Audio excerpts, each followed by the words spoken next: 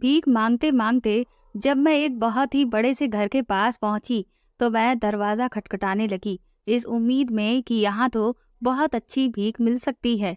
जैसे ही दरवाजा खुला और सामने खड़े आदमी को मैंने देखा तो मेरे होश उड़ गए, क्योंकि ये वही आदमी था जिसने कुछ दिनों पहले एक सुनसान सड़क पर मुझे पकड़ने की कोशिश की थी।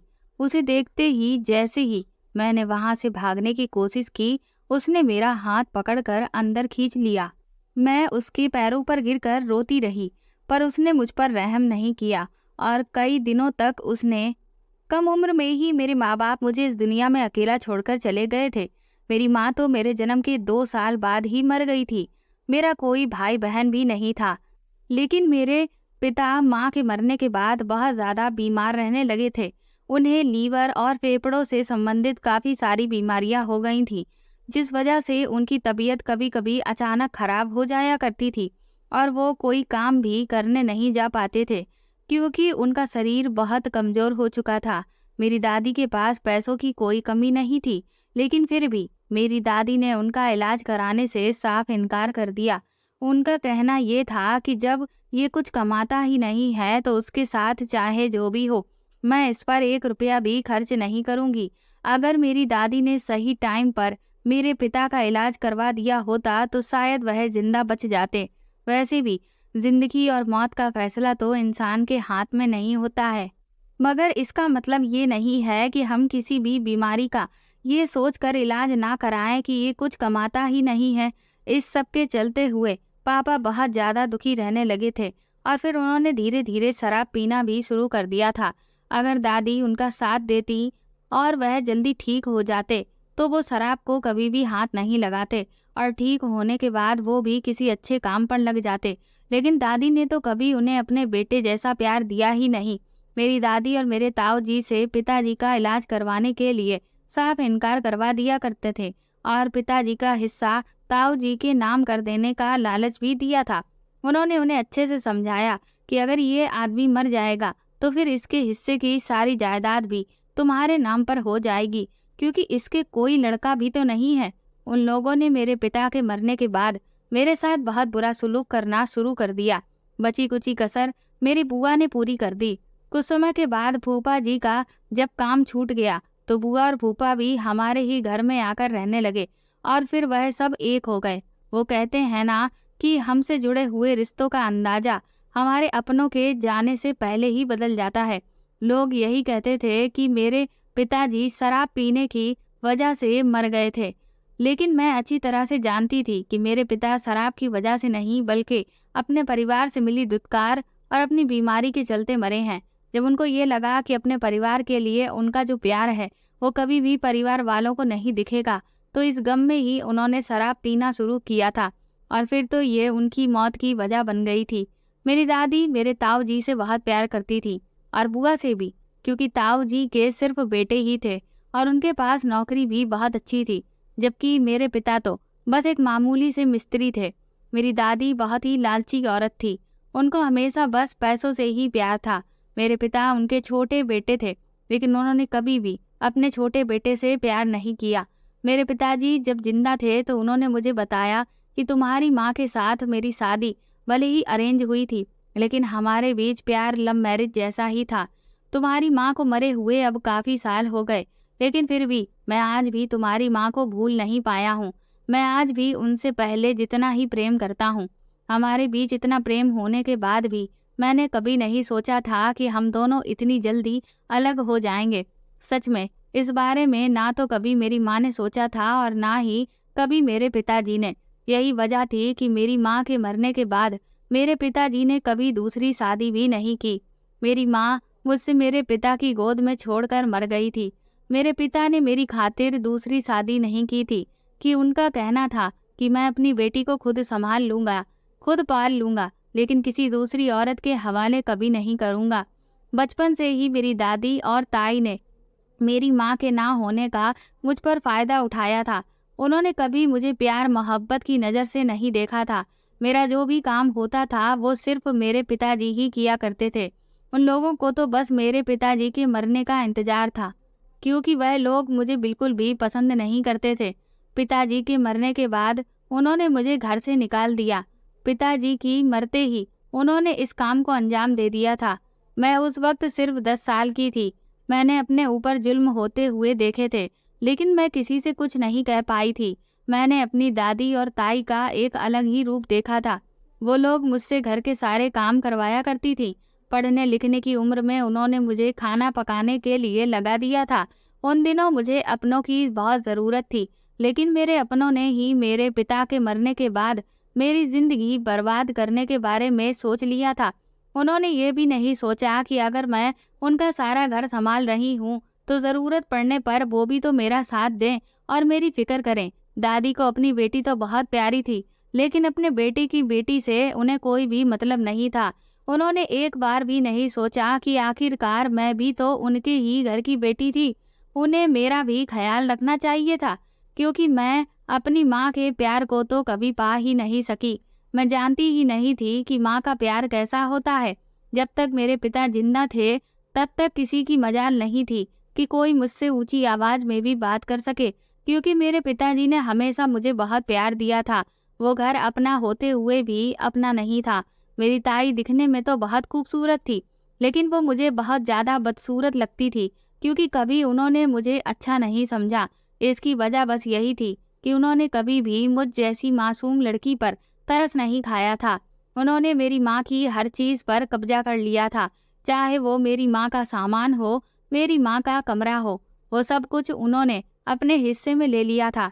बुआ भी जब यहीं रहने लगी थी, तो वो भी दादी और ताऊ ताई की ही बोली बोलती थी, क्योंकि उन्हें भी ये बात अच्छे से पता थी कि अगर वो उन लोगों का साथ नहीं देंगी, तो वो फिर यहाँ पर आराम से रह नहीं पाएंगी। इसलिए उन्होंने भी मुझ पर कभी तरस नहीं खाया।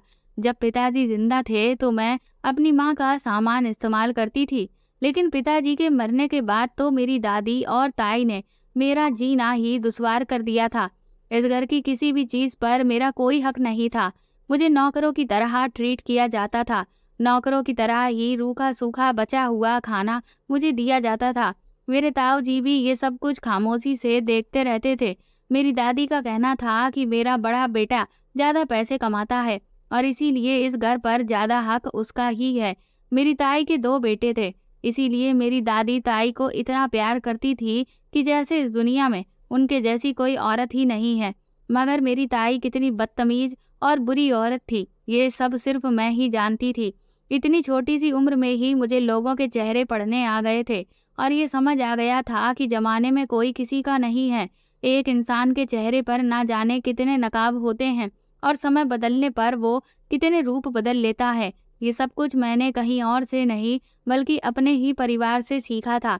अपने ही घर में रहने वाले लोगों से सीखा था, जो कि सिर्फ नाम के ही मेरे अपने थे। बाकी तो कोई मुझे प्यार की नज़र से कभी देखता ही नहीं था। ताई ने पिताजी के मरने के बाद घर की हर चीज़ पर अपना हक जताना शुरू कर दिया और घर की हर चीज़ अपने हिस्से में कर ली थी। दादी तो ताई के ऐसा करने पर बस खामोश ही रही, बल्कि उनका साथ भी देती रही। घर में कोई भी काम मेरी ताई की मर्जी के खिलाफ नहीं होता था। ताऊ जी भी ताई जी से बहुत डरते थे और यही वजह थी कि मेरी ज़िंदगी खराब होती चली जा रही थी। मुझे पढ़ाई लिखाई करने का बहुत शौक था। जब मेरे पिता थे तो अपनी कमाई से वो मुझे स्कूल भेज दिया करते थे, लेकिन जिस दिन से मेरे पिता की मौत हुई, उस दिन से मेरी ताई ने मेरे कंधों पर घर की जिम्मेदारियां डाल दी और तब से मेरा पढ़ने लिखने का सपना भी चूर चूर होकर रह गया था। पिताजी जिंदा होते तो मेरे सारे सपने पूरे करते थे, मगर यहाँ तो सब मेरा सपना तोड़ने पर लगे हुए थे। किसी को मेरी कोई फिक्र नहीं थी। भला कोई मेरी किसी चाहत को क्यों पूरा करता। मेरी ताई और दादी तो मुझे अपना दुश्मन समझती थी। इसी वजह से उन दोनों ने मुझे इस घर से निकालने का फैसला कर लिया था और सोच लिया था कि वो मुझे कहाँ पर भेजेंगी, क्योंकि उन्हें इस बात की भी बहुत फिक्र लगी रहती थी कि अगर लोगों को इस बारे में पता चला कि मेरी दादी और ताई ने ही मुझे घर से निकाल दिया है, तो इस बात पर लोग उनकी बहुत बेइज्जती करेंगे। बस उनको अपनी इज्जत की फिक्र थी। इस वजह से वो लोग मुझे अपने घर में अब तक बर्दाश्त कर रहे थे। लेकिन फिर एक दिन उन्होंने प्लानिंग करके इस बात का भी सॉल्यूशन निकाल लिया था। वो लोग इतने अच्छे तो नहीं थे कि मेरे लिए किसी अच्छी जगह पर रहने का इंतजाम करते। इसीलिए मेरी ताई ने मुझे एक कोठे वाली औरत के हवाले कर दिया। इसका मतलब यही था कि उन्होंने मुझे कोठे पर बेच दिया था और आसपास वाले लोगों से ये कह दिया कि मैं खुद ही घर से कहीं भाग गई हूँ। बल्कि असलियत तो ये थी कि उन्होंने कोठे वाली बाई से मेरी बहुत ही महंगी कीमत वसूल की थी। मैं 11 साल की उम्र में ही कोठे पर बिक गई थी। वो औरत जब मुझे लेने के लिए आई तो पहले तो बड़ी हैरानी से मुझे देखने लगी। वो कभी मुझे देख तो कभी मेरी ताई की तरफ देखती, क्योंकि उस औरत को इस बात पर यकीन ही नहीं हो रहा था कि कोई अपने ही घर की बेटी को कोठे पर कैसे बेच सकता था। मगर ये सच था, मेरी ताई ने मुझे बेच दिया था, क्योंकि वो औरत तो मुझे अपना दुश्मन समझती थी। उसने मुझे घर से निकालकर उस कोठे वाली बाई के हवाले करके घर का दरवाजा बंद कर लिया। मैं उस वक्त बहुत रो रही थी कि मुझे उसके साथ नहीं जाना है, मुझे अपने पिताजी के घर में रहना है। लेकिन मेरी आवाज़ तो जैसे किसी को सुनाई ही नहीं दे रही थी। मैंने अपने ताऊ जी को भी बहुत आवाज़ लगाई, लेकिन उन्होंने घर पर होने के बावजूद भी मेरी आवाज़ बिल्कुल भी नहीं सुनी। बहुत देर तक इसी तरह से मैं रो रो कर ताऊ जी को आवाज़ लगाती रही, लेकिन कोई भी बाहर निकल कर नहीं आया। तो वो औरत मेरा हाथ पकड़कर मुझे गाड़ी में लेकर बैठ गई। उस औरत ने मुझसे कहा कि देख लड़की, तेरा इस दुनिया में कोई नहीं है, इसलिए चुपचाप मेरे साथ चल। मेरे साथ चलेगी तो हमेशा फायदे में रहेगी। अब मैं उसी के सहारे पर थी। वो मुझे जहाँ भी ले जाती मुझे उसकी मर्जी के मुताबिक ही जाना था। थोड़ी दूर गाड़ी चलने के बाद हम एक पुरानी सी कोठी पर पहुंच गए थे। उस औरत ने मुझे बताया कि ये कोठा है और यहाँ पर लड़कियां बेची और खरीदी जाती हैं, और तेरी ताई ने भी मुझसे तेरी बहुत महंगी कीमत वसूल की है। वो बोली कि यहाँ पर तेरे जैसी बहुत सारी लड़कियां रहती हैं। मैंने तेरी कीमत चुकाई है और इसीलिए मुझे तेरी कीमत भी वसूल करनी पड़ेगी। हालांकि मुझे तुझ पर तरस आ रहा है, लेकिन मैं भी क्या करूं, मुझे भी अपना पेट पालना होता है और जो मुझसे ऊपर लोग हैं उन्हें जवाब देना होता है। लेकिन फिर भी मैं कोशिश करूंगी कि जब तक तू यहाँ आराम से रह सकती है रहे। मैं तेरे साथ किसी भी तरह का कोई गलत काम ना करूं और इसे तू अपना ही घर समझ। वो कहने लगी कि यहाँ पर रहने वाली सब लड़कियाँ काम भी करती हैं। कुछ लड़कियाँ ऐसी हैं जो कोठे पर रहकर काम करती हैं और कुछ ऐसी हैं जो बाहर भी भेजी जाती हैं। मैं हैरत से आंखें फाड़े उस औरत की सारी बातें सुनती जा रही थी, लेकिन अब ये मेरी किस्मत थी, इसलिए मैं चुपचाप उसकी हर बात मान रही थी। हफ्ते 2 हफ्ते तो मेरे वहाँ आराम से बीत गए, लेकिन फिर एक दिन एक बहुत बड़ा सेठ आया और उसने लाइन से सारी लड़कियों को खड़ा करवाया। उन लड़कियों के साथ मैं भी खड़ी हुई थी। तभी उस सेठ की नज़र मुझ पर पड़ी और उसने उस कोठे वाली औरत से पूछा कि अभी तक इस लड़की का कोई इंतजाम नहीं किया। तो उस औरत ने डरते हुए इनकार कर दिया। इस पर उस सेठ आदमी ने उस औरत के जोरदार तमाचा मारा और कहने लगा कि ये तेरी बेटी नहीं है जो तू इस पर माँ का प्यार लुटा रही है। इसकी बहुत महंगी कीमत चुकाई गई है, तो इसकी कीमत कौन वसूलेगा। वो उसे बहुत गलत सलत बातें कहकर सुनाने लगा और उसने फरमान सुना दिया कि आज ही मेरे काम का पहला दिन होगा और आज से मुझे काम पर लगा दिया जाएगा। उस वक्त मुझे उनकी बातों का कोई मतलब समझ में नहीं आ रहा था, लेकिन जब रात हुई तो मुझे तैयार किया जाने लगा। मैंने देखा था कि जब मुझे कमरे में भेजा जा रहा था तो उस कोठे वाली औरत की आंखों में आंसू थे। वो मुझसे कहने लगी कि मेरी मजबूरी है, वरना मैं अभी तुझे इस काम में हरगिज नहीं धकेलती। सच कहूँ तो मुझे उस वक्त तक भी कुछ खास समझ नहीं आ रहा था, लेकिन जब नशे में लड़खड़ाता हुआ एक आदमी कमरे में आया तो उसे देखकर मेरे होश उड़ गए। डर के मारे मेरे हाथ पैर कांपने लगे और मैं पूरे कमरे में इधर उधर भागने लगी, लेकिन बहुत देर तक मैं अपने आप को उस आदमी से बचा नहीं सकी, क्योंकि वो एक ताकतवर इंसान था और मैं एक मासूम सी लड़की। मेरी चीखें बाहर के कमरे तक जा रही थी, लेकिन ऐसा लग रहा था कि जैसे वहाँ कोई भी मेरी पुकार सुनने वाला नहीं है। और उस आदमी पर तो जैसे जुनून सवार था, उसे मुझ पर तरस ही नहीं आ रहा था।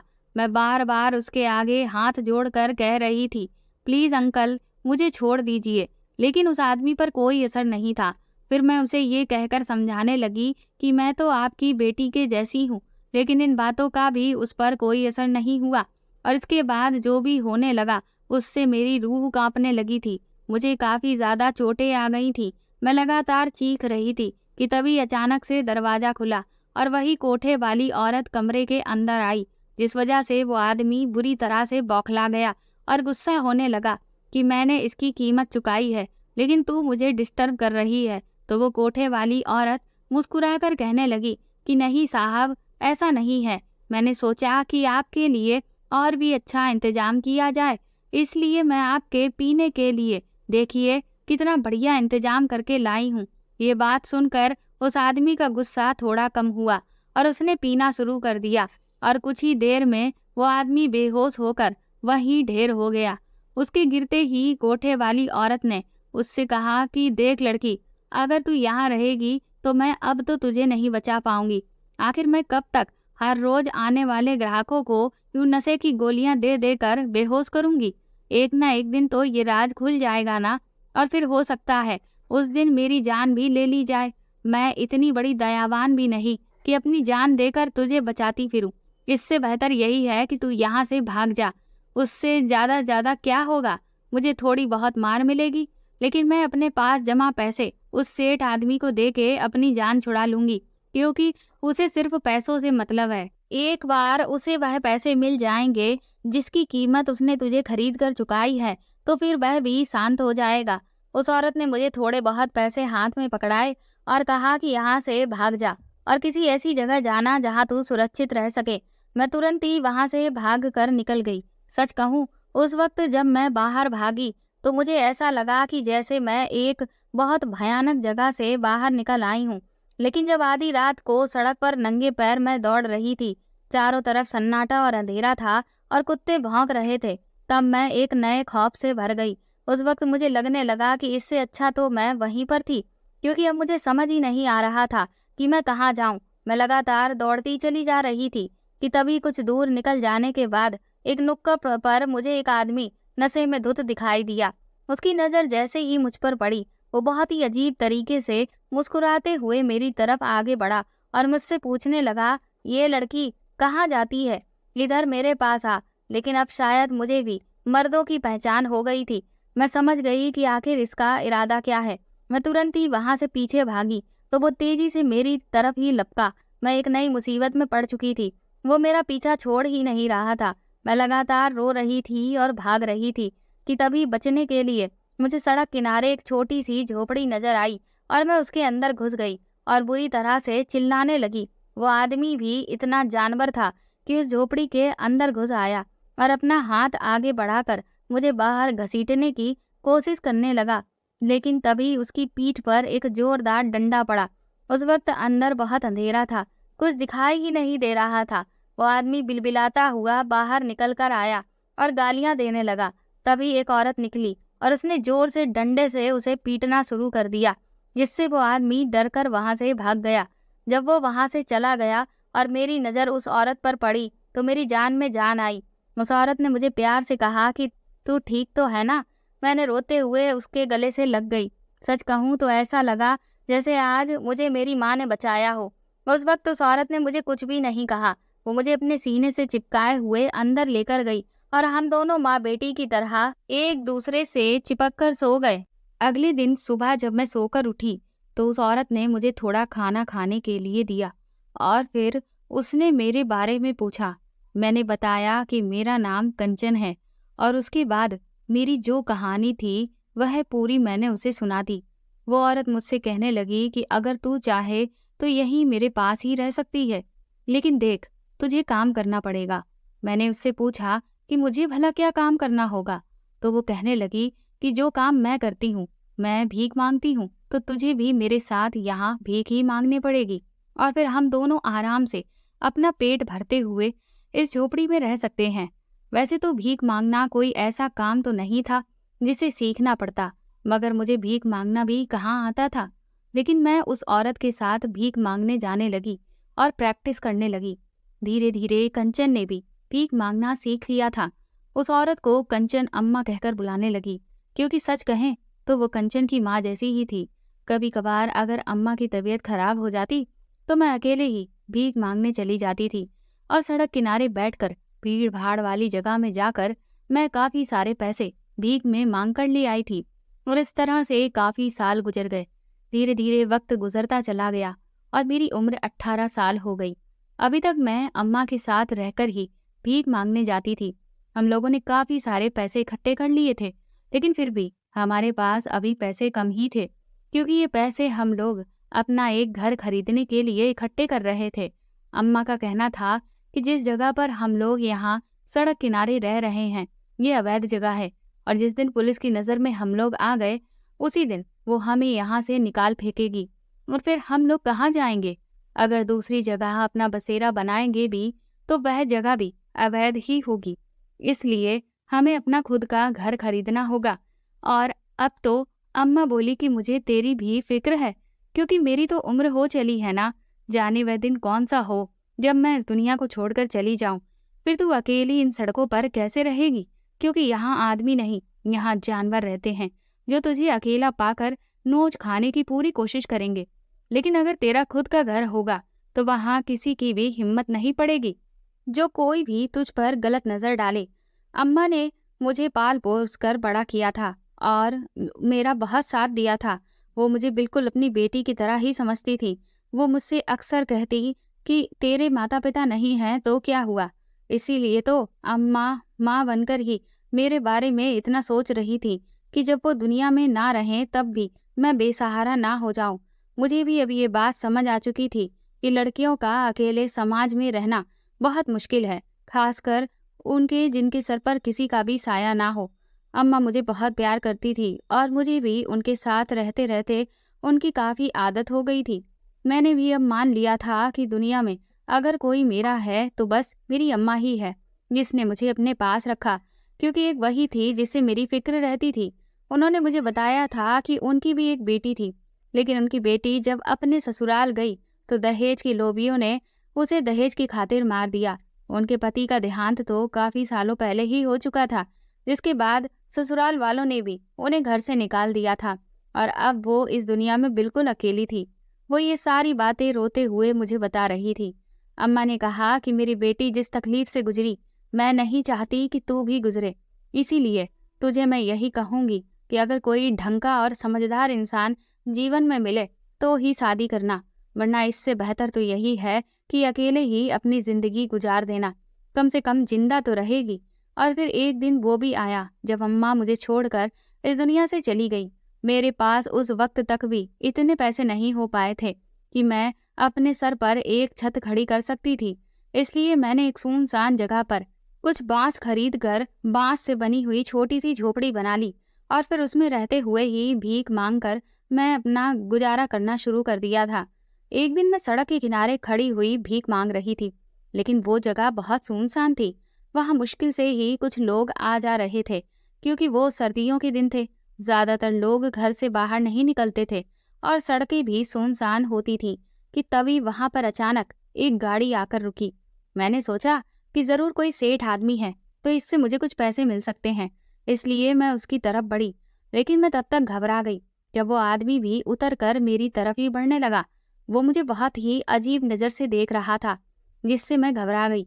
मैं सोचने लगी कि कहीं ऐसा तो नहीं कि ये आदमी मुझे पकड़कर अपने साथ ले जाए और फिर वापस किसी कोठे पर बेच दे। ये सोचकर मैं तुरंत ही पीछे हटने लगी, पर वो आदमी तुरंत चिल्लाते हुए मेरे पीछे भागा कि मेरी बात तो सुनो।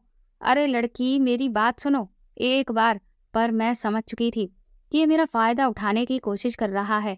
इसीलिए मैं वहाँ से जैसे तैसे अपनी जान छुड़ाकर भाग गई। धीरे धीरे कुछ महीने बीत गए और फिर एक दिन मैं एक जगह पर बने हुए बहुत ही अच्छे घर पर भीख मांगने के लिए पहुंच गई थी। मैंने जब उस दरवाजे पर दस्तक दी, तभी एक आदमी ने आकर दरवाज़ा खोला। पहले तो मुझे उस आदमी का चेहरा पहचान में नहीं आया। वो मुझसे कहने लगा कि तुम अंदर आ जाओ। मैं बहुत देर तक सोचती रही, क्योंकि मुझे बार बार ऐसा लग रहा था कि जैसे मैंने इस आदमी को कहीं तो देखा है। मैं समझ नहीं पा रही थी कि मैं क्या करूं। फिर जब मुझे अचानक याद आया कि ये तो वही आदमी है जो उस दिन मुझे पकड़ना चाहता था, तभी मैंने वहां से भागने की कोशिश की, लेकिन तब तक देर हो चुकी थी। उस आदमी ने मेरा हाथ पकड़कर मुझे अंदर खींच लिया और फिर दरवाज़ा बंद कर लिया। मैं बुरी तरह से घबरा गई और उससे कहने लगी कि मुझे छोड़ दो, मुझे जाने दो। वह आदमी कहने लगा कि देखो, तुम घबराओ मत, मेरी बात समझो और चुपचाप वहाँ सोफे पर बैठ जाओ। मैं डरी हुई थी और मैं नहीं चाहती थी कि वो मुझे कोई नुकसान पहुँचा दे, क्योंकि अगर मेरे साथ कुछ भी गलत होता तो मेरे लिए तो कोई पूछने वाला भी नहीं था। इसलिए मैं चुपचाप बैठ गई और वो आदमी भी खुद मेरे सामने बैठ गया वो घर काफी खूबसूरत बना हुआ था। ऐसा घर तो आज तक मैंने सिर्फ बाहर से ही देखा था, क्योंकि हम तो हमेशा दरवाजों से ही भीख मांग कर लौट जाते थे। कभी घरों के अंदर जाने का मौका तो हमें मिलता ही नहीं था। आज पहली बार मुझे ये मौका मिला था। इस घर को देखकर मुझे बड़ी हैरानी हो रही थी कि लोग इतने अच्छे घरों में भी रहते हैं। वो आदमी अभी भी चुपचाप बैठा था और ये देख रहा था कि मैं उसका घर देख रही हूँ। सच कहूँ तो उसके घर को देखते हुए मेरे अंदर भी यही इच्छा जागने लगी कि काश मैं भी पैसे जोड़कर अपना घर भी ऐसा ही बनवा पाऊं। तभी उस आदमी ने मुझसे जो बात कही, उसे सुनकर तो मेरे पैरों तले से जमीन ही निकल गई। मुझे ऐसा लग रहा था कि जैसे मैं अपने होश ही खो चुकी हूँ। वो कहने लगा कि क्या तुम मेरे बेटे से शादी कर सकती हो? उसका ये सवाल सुनकर मुझे बड़ी हैरानी हुई। मैंने तो सोचा था कि शायद वो मेरा फायदा उठाने के लिए मुझे घर के अंदर बुलाकर लाया था, लेकिन मुझे नहीं पता था कि वो मुझे इतना बड़ा ऑफर भी दे सकता है। इसके बारे में मैंने कभी सोचा भी नहीं था। मुझे लगा कि शायद मैंने गलत सुना होगा। कंफर्म करने के लिए मैंने दोबारा उनसे ये बात दोहराई, तो उन्होंने दोबारा से मुझे अपने बेटे से शादी करने का ऑफर दिया। सच कहूँ तो मैं खुश हो गई, क्योंकि मैं भी अकेले रह रहकर परेशान हो गई थी। मैंने फिर बिना सोचे समझे ही शादी के लिए हाँ कर दी। अब उनका बेटा जो भी था, जैसा भी था, लेकिन मेरी उससे शादी होने वाली थी और ये बात मेरे लिए काफ़ी थी। उसके अलावा मैंने उस वक्त कुछ सोचा ही नहीं और फौरन ही शादी के लिए तैयार हो गई।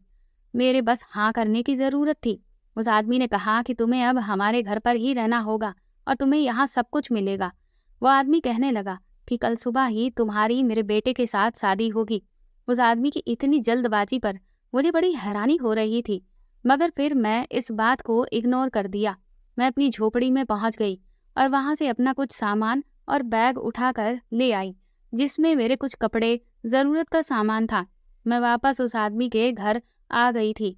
उस आदमी ने मुझे अपने घर में रहने के लिए एक कमरा दिया और कहा कि अब तुम इस कमरे में रहोगी। वो कमरा भी बहुत खूबसूरत था। मुझे तो अपनी आंखों पर यकीन ही नहीं हो रहा था कि मैं इतने बड़े घर की बहू बनने जा रही हूँ। मुझे अपनी किस्मत पर अभी तक यकीन ही नहीं था, मगर वो आदमी अपने बेटे की शादी मुझसे क्यों करवा रहा था, ये बात मेरी कुछ समझ में नहीं आ रही थी। मैं तो एक आम सी भीख मांगने वाली लड़की थी। वो आदमी चाहता तो अपने बेटे की शादी किसी बड़े और बहुत ही अमीर परिवार की बेटी से करवा सकता था, पर उसे मैं ही क्यों पसंद आई थी, ये बात मेरी समझ में नहीं आ रही थी। जबकि वो तो मेरे बारे में कुछ भी नहीं जानता था, मगर मैंने फिर भी इस बात को नज़रअंदाज किया और सोचा कि मुझे क्या मतलब, मुझे तो बस अपनी आने वाली जिंदगी के बारे में सोचना चाहिए। आखिर कब तक मैं यूं ही अकेली भीख मांगती फिरूंगी।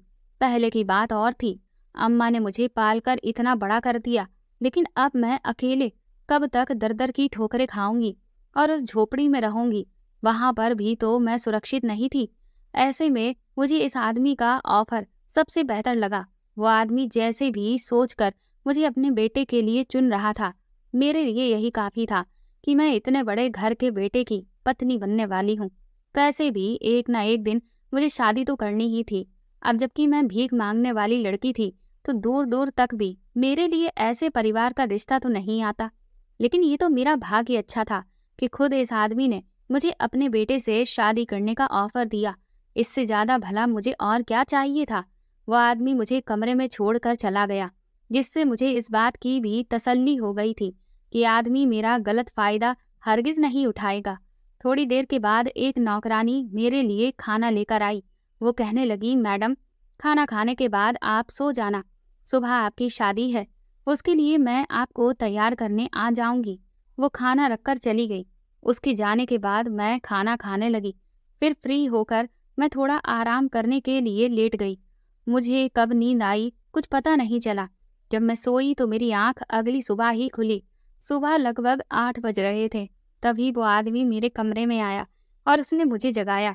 मैंने घबरा कर उसे देखा कि उसके साथ वो नौकरानी भी थी। वो मुझे तैयार करने के लिए आई थी और उनके पास दुल्हन के कपड़े मौजूद थे। फिर नौकरानी ने नाश्ता भी लाकर वहीं रख दिया और वो आदमी कहने लगा कि तुम नाश्ता करने के बाद तैयार हो जाना, इस सामान में तुम्हारे दुल्हन बनने का सारा सामान है। वो आदमी मुझे ये सब बताकर चला गया। उनके जाने के बाद मैंने वो सारा सामान खोलकर देखा। उसमें कपड़ों के साथ साथ बहुत सारे कीमती जेवर भी मौजूद थे। ये सब कुछ देखकर मुझे अपनी आंखों पर यकीन नहीं हो रहा था। मैंने अपनी सारी जिंदगी में नहीं सोचा था कि कभी इतने कपड़े और जेवर मेरे लिए भी होंगे और मैं इनको पहनकर दुल्हन बनूंगी, वो भी इतने बड़े अमीर परिवार की। ये सारा सामान देखने के बाद जब मैंने टाइम देखा तो मैं जल्दी से उठकर खड़ी हो गई और तैयार होने लगी। ये सारे जेवर और कपड़े पहनकर मैं बहुत अच्छे से तैयार हो गई थी और इन कपड़ों में बहुत खूबसूरत लग रही थी, क्योंकि आज तक मैंने इतने कीमती कपड़े कभी नहीं पहने थे। 1 घंटे के बाद मेरी शादी होनी थी। मेरे चेहरे पर घूंघट डाल दिया गया था और मेरी शादी की सारी रस्में शुरू हो गई थी। मेरी शादी किससे हो रही थी उसको तो मैंने अभी तक देखा ही नहीं था। वो लड़का कैसा था, कौन था, इसके बारे में अभी तक मुझे कुछ पता ही नहीं था। यहाँ तक कि मैंने उसकी हल्की सी झलक भी नहीं देखी थी, क्योंकि उस आदमी के बेटे ने अपने चेहरे पर सेहरा पहना हुआ था। वो पूरी तरह से फूलों से ढका हुआ था, लेकिन उसकी कद काठी को देखकर ऐसा तो लग रहा था कि उस आदमी का बेटा वाकई में बहुत स्मार्ट है।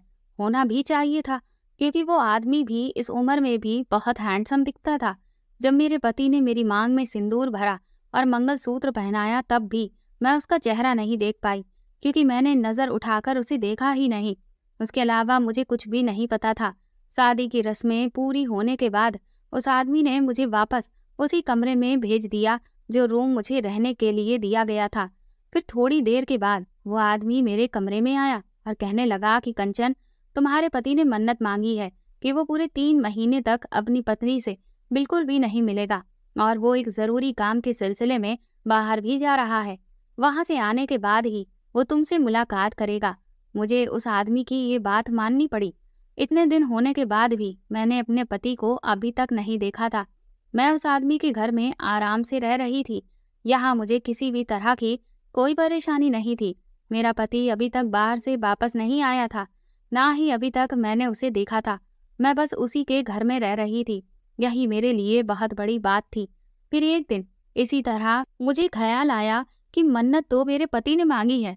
मैंने तो कोई मन्नत नहीं मांगी कि मैं अपने पति को ना देख सकूं। मैं अपनी मन्नत पूरी होने से पहले अगर मुझको नहीं देख सकता, लेकिन मैं तो उसे देख सकती हूँ ना, क्योंकि मैंने तो कोई मन्नत नहीं मांगी। ये सोचकर मैंने अपने पति को देखने का इरादा किया।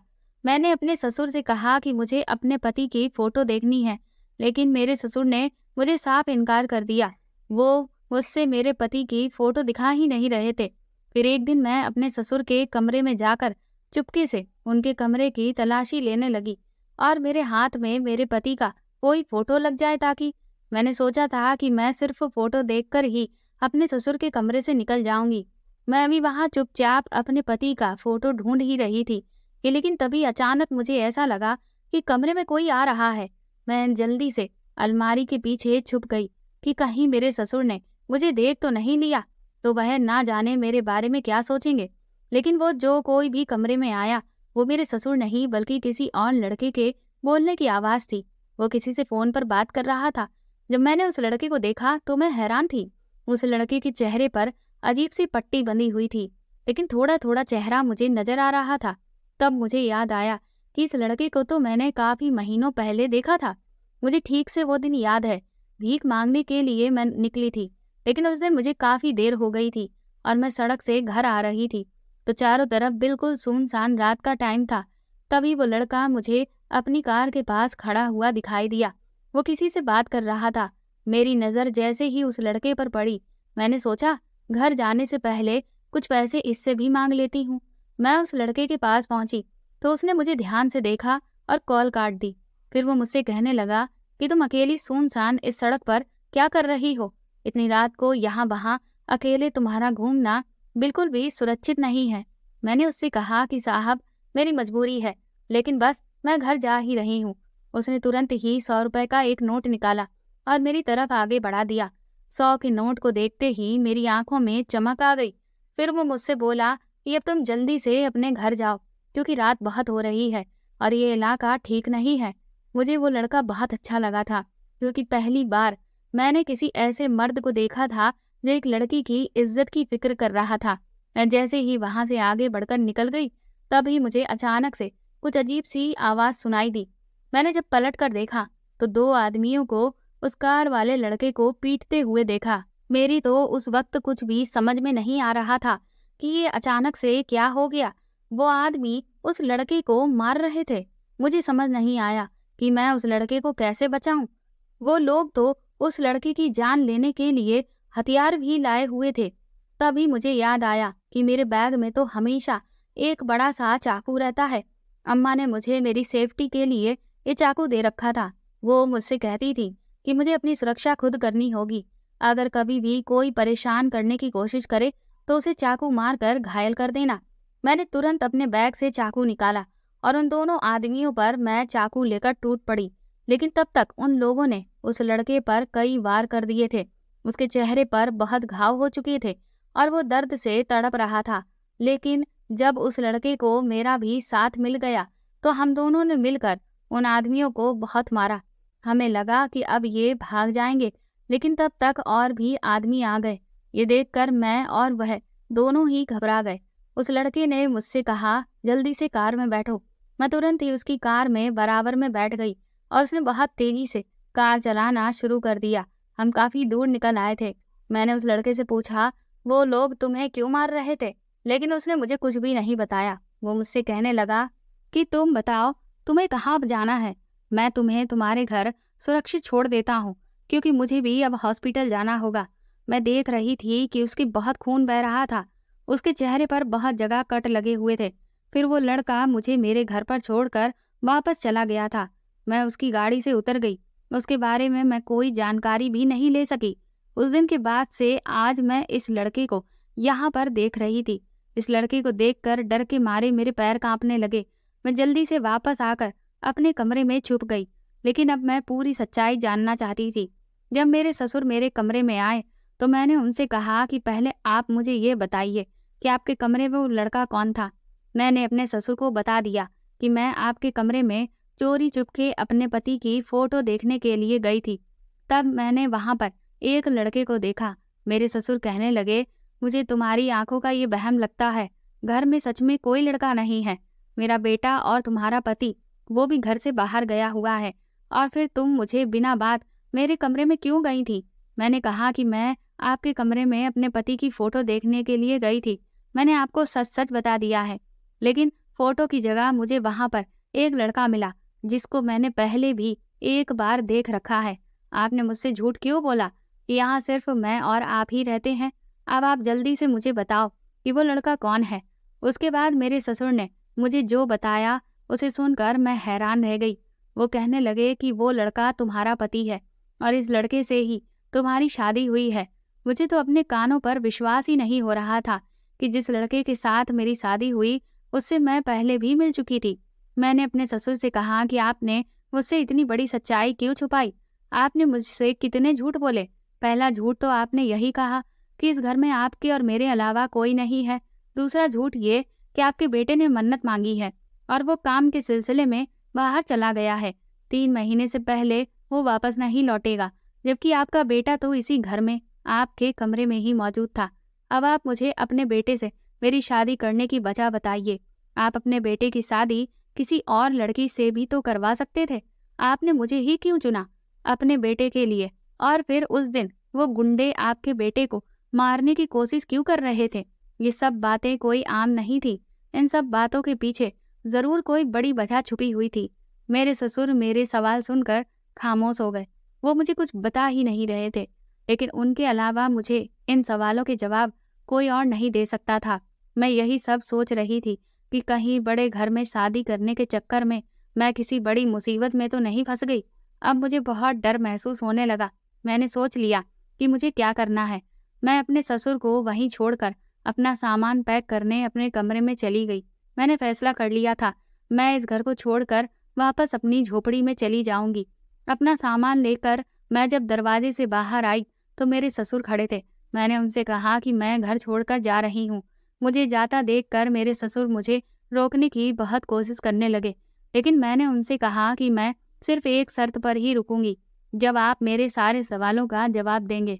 फिर उन्होंने बताया कि दरअसल गांव में हमारी काफी जमीन जायदाद है, लेकिन हम लोग यहाँ शहर में रहने लगे थे। काफ़ी साल पहले हम लोग भी गाँव में रहते थे, लेकिन हमारे ही परिवार के कुछ लोगों ने मेरी पत्नी के ऊपर कुछ ऐसा करवा दिया जिसकी वजह से उसका देहांत हो गया। क्योंकि उनकी गलत नज़र मेरी जायदाद पर थी, मुझे अपने बेटे से बहुत प्यार था और इसीलिए मैं अपने बेटे को लेकर यहाँ शहर में आ गया।